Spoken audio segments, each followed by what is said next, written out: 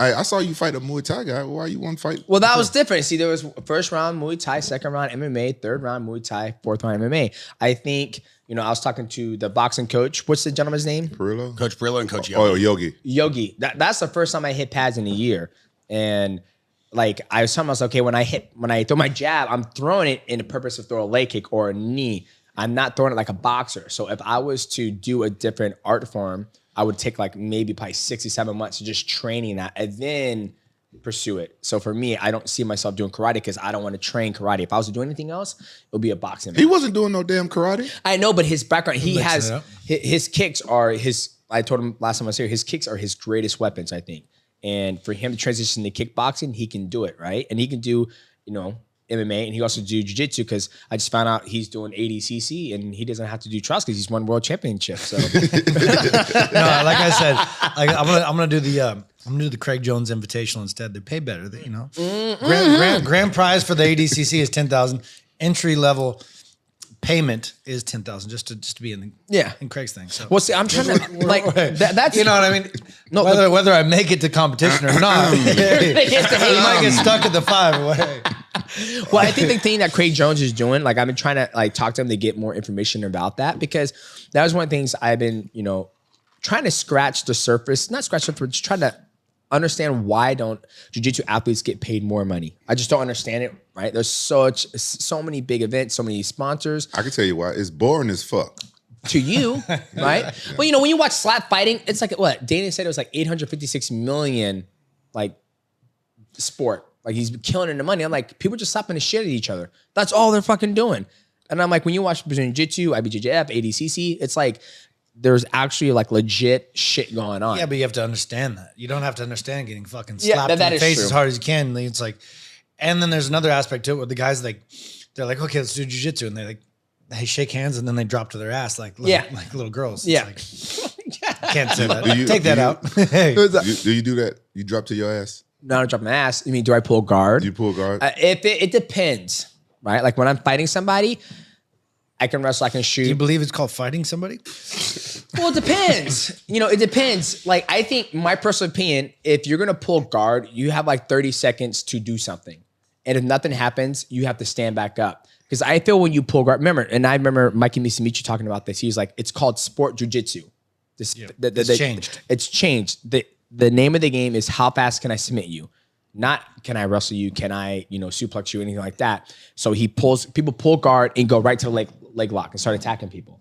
So for me, if you pull guard and you can't do anything for 30 seconds, I'll like stand up. You cannot pull guard.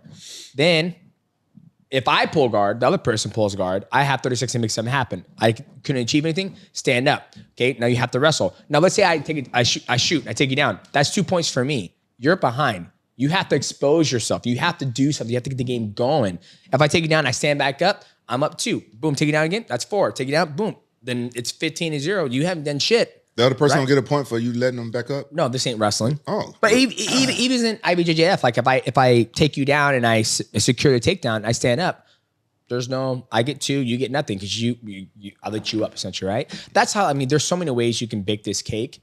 But I feel that's what I would implement is that like, even in wrestling, when I was in high school, round 1, slapped hands. I took a step back. He goes, beep. Do not back the fuck up. You're here to wrestle. Yeah, you can't back up. You back up again, you're stalling. Fleeing the mat. Yeah, he's like, don't do that. Like you're here to wrestle. So I think for jiu-jitsu, how I would change is like if somebody goes, round 1, sits down, I'm like, you just negated. Okay, you want to do that? You have 30 seconds to make something happen. If you don't make it happen, you're standing back up, you don't get to pull guard again. And then let's say, Mikey said, well, if he takes me down, okay, you're down by 2. So you have to do something. That's my personal opinion.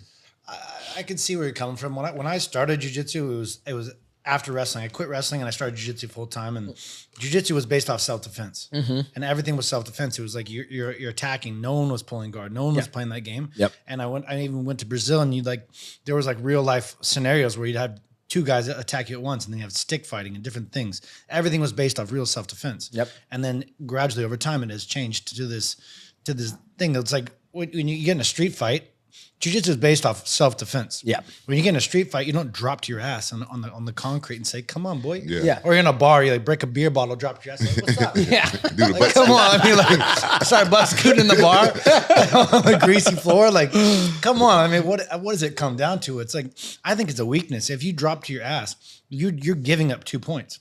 Yeah. And then you should give up 2 points. You conceded that I'm better than you on the feet. All right. I'll play your game, but you're down 2 points. Yep. That's how I see it. Yep. That's how it should be. I love you should that. be at a deficit from that weakness because you're scared of me in this respect. But if you pull guard, if you have an attachment and you pull guard, I think you're fine, right? And yeah. Yeah. If I grab you and I pull down, and a real like yeah, then no points. But if I go, we slap hands, I go, okay, Luke, let's go. They're like, no, I'm down 2, right? And so it gives me an emphasis that I'm behind. I have to do something. I have to. I like that. That's not your style to pull guard. No, I can, right? Like, for example, my professor, he's done judo for 15 years at a national level. So I'm trying to learn judo in the gi because I can use my wrestling, but I'm trying to like build my game to be complete because if I'm going with somebody who's bigger than me what's that? I'm going to pull. Yeah, I'm going to try to pull him down so I can start elevating him and get him high. If I do a double leg, it's a lot of weight I got to do. They can stuff me down. There's a whole game, but I know how to pull guard, but I'm not the biggest fan. Like my kids, they pull guard. I'm like, get your black ass up, boy. It's like, you know how to fucking wrestle. Wrestle up, motherfucker. See? So, yeah. So, you don't want it for your kids. Why would you want it for like exactly right. But I want him to people. know how to do it. But that's I say, I have a system. It's like you try your judo. Judo doesn't work. Then you wrestle. Wrestle doesn't work. Okay. Then you pull guard. Then you pull guard to wrestle. Right. I pull guard to pull him into me. Don't just sit down and scoot towards him. I don't want that.